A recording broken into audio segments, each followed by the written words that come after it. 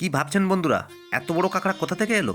এই শীতের দিনে কাঁকড়া খাওয়ার মজাটাই সম্পূর্ণ আলাদা। এই সময় কাঁকড়ার প্রচুর পরিমাণে ঘি হয়। ব্যাস চলে গেলাম বাজারে। সুন্দরবনের এই কাঁকড়া শীতের সময় বেশিরভাগই পাওয়া যায়।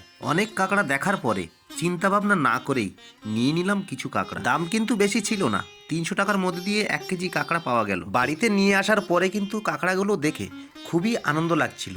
সবাই মিলে কিন্তু আনন্দ পাচ্ছিলাম, দেখেও মন কিন্তু ভরে গেল। শুধু তাই নয়, কাঁকড়া কাটার দায়িত্ব কিন্তু আমাকেই দেওয়া হলো।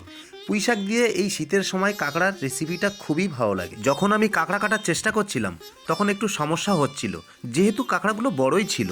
প্রথমে কাঁকড়ার পাগুলি কিন্তু কেটে নিলাম, তারপরে ছাড়িয়ে নিলাম বুকের ছাল।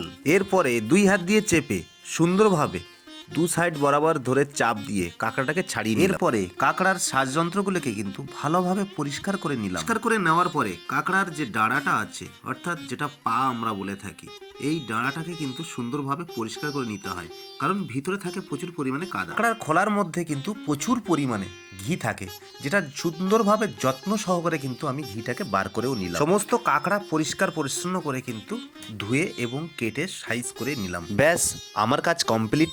এবার তৈরি হবে পুঁইশাক কাঁকড়ার রেসিপি। তো বন্ধুরা, ভিডিওটি কেমন লাগলো অবশ্যই তোমরা লাইক কমেন্টের মাধ্যমে জানাবে, এবং যারা নতুন তারা আমার চ্যানেলটাকে সাবস্ক্রাইব করবে। যদি আমার ভিডিওটি ভালো লেগে থাকে অবশ্যই ভিডিওটি শেয়ার করবেন এবং বেল আইকনটি বাজাতে ভুলবেন না।